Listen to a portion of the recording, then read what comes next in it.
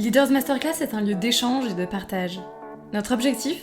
Vous aider à mieux connaître les leaders et leurs histoires. Découvrir leurs engagements et la manière dont ils les concrétisent au sein d'entreprises qu'ils ont créées ou rejointes. Quelles histoires personnelles les ont amenés à défendre certains sujets plus que d'autres ? Comment ont-ils concrétisé leurs croyances dans le monde professionnel ? Vous le découvrirez dans le podcast Leaders Masterclass. Bonne écoute ! À l'occasion de ce premier épisode de Devenir, nous échangeons avec la cofondatrice de Leaders Masterclass, Louise Mirabel Bieng-Martinon. Mirabel nous parle de son parcours, tant personnel que professionnel, et nous dévoile l'histoire des Leaders Masterclass. Nous espérons que cet épisode vous permettra de comprendre la démarche et l'essence même des Leaders Masterclass, et vous incitera à nous suivre dans ces échanges à cœur ouvert avec des dirigeants et des leaders inspirants. Bonjour Laura, je suis Louise Mirabel Bieng-Martinon, sociologue de formation. J'ai commencé ma carrière au sein de l'université, d'abord comme vacataire à l'université de Paris 8, ensuite à l'université de Paris 13 comme cadre pédagogique, et maintenant je suis chercheur associé à l'université de Saint-Quentin en Yvelines, au sein du laboratoire qui s'appelle simplement le Centre d'histoire culturelle des sociétés contemporaines. Donc voilà ce que je peux vous dire sur mon parcours professionnel. Et depuis 2017, j'ai cofondé les Leaders Masterclass avec Pierre Odokanaki, qui est un club de parole où des patrons d'entreprise se rencontrent pour échanger sur les bonnes pratiques à destination des managers des entreprises. Jeune fille, j'ai toujours été une jeune fille très solitaire. Je suis issue d'une famille de 4 enfants, je suis la dernière. J'ai pas eu la chance d'avoir des grandes sœurs ou des grands frères avec lesquels je pouvais jouer. Donc du coup, ma foi, j'ai plus passé de temps à lire à la bibliothèque. J'ai encore souvenir de ma bibliothécaire à Créteil village qui me donnait des livres à lire tous les mercredis. Et mon plaisir, c'est vraiment j'allais tous les mercredis rendre des livres et elle me redonnait d'autres livres. C'est comme ça que je me suis cultivée, je me suis initiée au monde de la lecture que je continue toujours à lire, mais avec moins d'intensité bien évidemment. Et pour l'été par exemple, je me suis obligée à lire 2 ou 3 livres cet été, parce que c'est toujours un exercice agréable et je prends toujours plaisir à lire. Alors mon temps libre, comme je disais tout à l'heure, c'est la lecture. C'est les expositions, j'adore les musées, j'adore les voyages, j'adore la danse. Et là, je me suis mise depuis 2-3 ans à jouer au golf et je pensais absolument pas pouvoir le faire. Je faisais partie de ces personnes qui pensaient que le golf était réservé à une catégorie de personnes, pour schématiser, je dirais réservé aux riches. Et j'avoue que on m'a confié une mission du Trophée des jeunes, un programme social à destination des jeunes issus, alors j'aime pas le mot famille défavorisée, mais des jeunes dont les parents n'ont pas toujours les moyens de pouvoir les accompagner afin que ces jeunes puissent vivre leur passion qui est le golf. Donc je me suis engagée dans ce programme en tant que responsable et je me suis mise à jouer.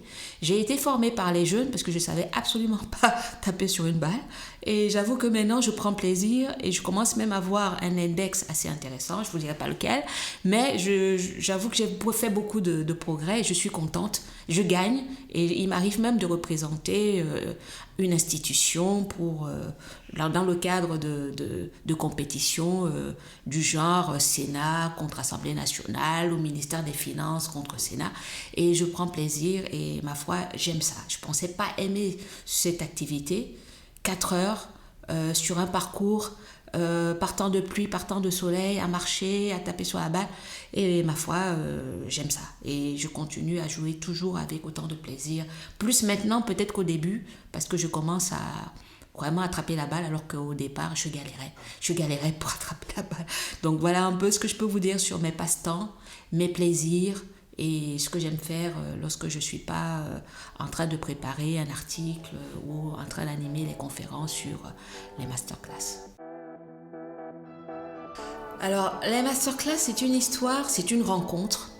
Lorsque j'étais enseignante à l'université de Paris 13, j'étais en charge des stages, de trouver des stages à des étudiants de licence à l'université. Et dans ce cadre-là, j'ai pu rencontrer un certain nombre de patrons, notamment Pierre Odokanaki, qui m'a aidé à me mettre en relation avec un certain nombre de patrons et un certain nombre d'entreprises pour que les étudiants de Paris 13, vous savez, Paris 13, c'est toujours une université un peu marginale. On dit Paris 13, c'est la banlieue. Et les étudiants avaient énormément de mal. Il fallait vraiment sortir des cadres, aller démarcher individuellement les patrons d'entreprise en leur disant « Trouvez-moi des stages pour mes étudiants ». Et c'est dans ce cadre-là que j'ai eu ce premier contact avec le monde de l'entreprise et Pierre Odokanaki. Et de fil en aiguille, il me dit, mais pourquoi ne pas faire sensibiliser d'abord, faire comprendre aux étudiants que le monde de l'entreprise, c'est plus compliqué que ça, que tous les patrons ne sont pas pourris, que il y a un certain nombre d'initiatives qui sont réalisées par les patrons en interne, mais qui ne sont pas toujours mises en valeur. Et ce serait bien de faire connaître des deux côtés. C'est vraiment un dialogue. D'un côté, faire connaître le monde de l'entreprise aux étudiants, mais de l'autre côté, dire aux patrons, vous pouvez aider ces jeunes qui ont du mal à trouver des stages pour leurs entreprises. Et de fil en aiguille, donc on a eu vraiment envie de s'investir, de nous investir un peu plus dans ce que j'appelle go-between, mise en relation, la connexion entre les deux univers, les deux mondes qui se côtoyaient, qui se regardaient un peu comme deux ennemis, alors que ce n'est pas du tout le cas. C'est deux choses qui peuvent vraiment fonctionner à condition d'avoir les bonnes personnes aux bonnes places et surtout qu'il y ait une volonté de la part des patrons de vouloir partager et faire connaître ce qu'ils peuvent faire en petit comité, que ce qu'ils ont l'habitude de faire dans le cadre des démarches ou des missions RSE et ESG.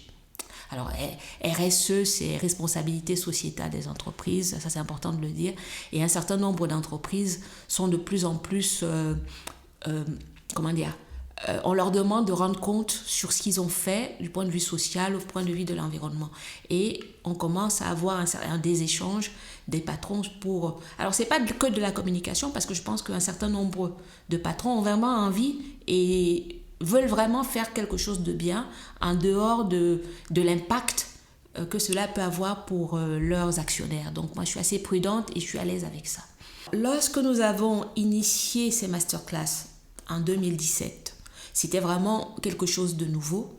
L'idée, c'était de rassembler en une matinée 3 patrons d'entreprise autour de managers, une vingtaine de managers. L'idée, c'est vraiment que les patrons soient challengés en direct par des managers, mais surtout qu'ils partagent sur des thématiques aussi diverses et variées que la crypto-monnaie, que le harcèlement au travail, que le télétravail. Lorsqu'on a commencé, la thématique du télétravail n'était même pas encore à l'ordre du jour et depuis le confinement, tout le monde parle du télétravail, tout le monde parle de la digitalisation, alors que l'on a démarré une réflexion autour de ces thématiques sans que ces thématiques soient vraiment à l'ordre du jour. Donc ça, c'est très important de le dire.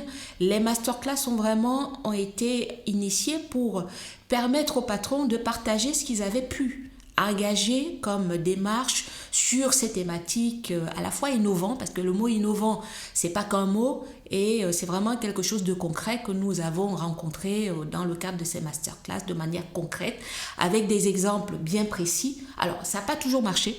Ce qui est intéressant avec ces masterclass, c'est que les patrons reviennent sur...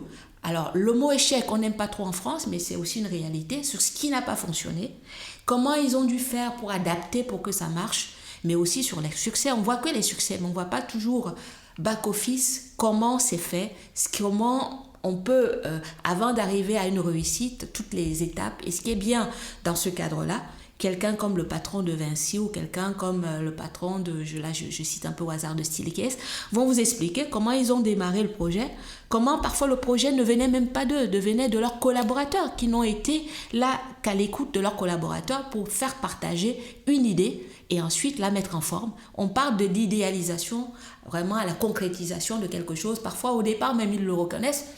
Ils ont dit oui sans vraiment y croire, mais il faut beaucoup de volonté, beaucoup d'écoute et de partage avec les équipes pour arriver à ce résultat-là.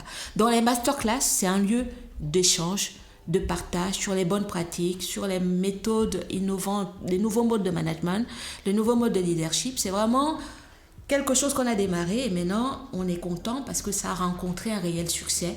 On commence à se faire connaître et des gens qui viennent nous disent « Ah ben on vous a vu, on a écouté, on a vu la vidéo, on a écouté tel patron qui parlait de vous, c'est pour ça qu'on est venu et on aimerait bien poursuivre ces expériences avec vous. » Voilà un peu notre concept de masterclass et donc voilà.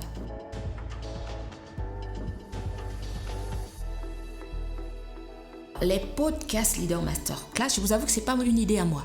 C'est une idée de Laura. Elle est venue un jour en me disant « Écoutez Mirabel, ce serait bien qu'on puisse poursuivre les échanges engagés par les patrons dans le cadre des masterclass. » Au départ, j'étais un peu sceptique parce que je ne savais pas comment ça marchait. Et puis petit à petit, elle m'a convaincue.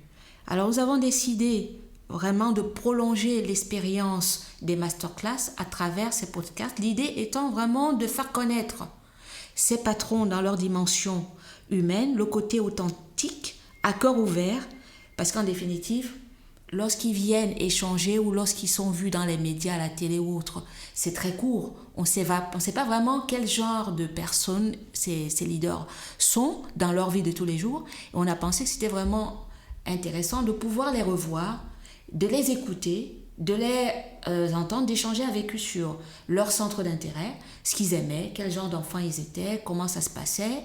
Ça nous permet de mieux comprendre leur management parce que si on ne sait pas d'où ils viennent, quel est leur parcours personnel, leur parcours professionnel, on ne peut pas vraiment comprendre le leader qu'ils sont devenus actuellement. Donc l'idée de ces masterclass, c'est avant tout faire connaître les leaders dans ce qu'ils ont de plus réservé ou ce qui n'apparaît pas forcément au première vue lorsqu'on les rencontre dans le cadre de nos masterclass ou lorsqu'on les rencontre au sein de leurs entreprises. C'est ça qu'on a envie de transmettre à travers ces masterclass et ces podcasts tels que nous les avons conçus.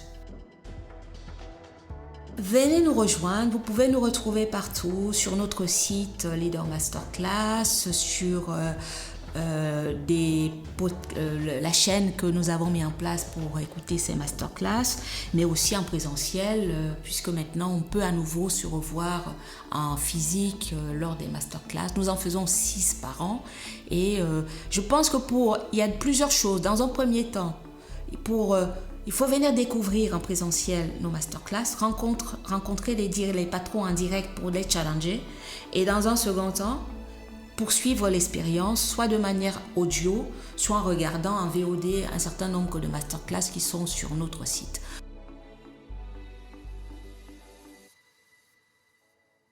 N'hésitez pas à venir découvrir nos masterclass afin de poursuivre l'échange avec les leaders qui interviendront dans les prochains épisodes. Pour cela, retrouvez toutes les informations directement sur notre site web www.leadersmasterclass.fr. À bientôt, en espérant vous retrouver pour un prochain épisode.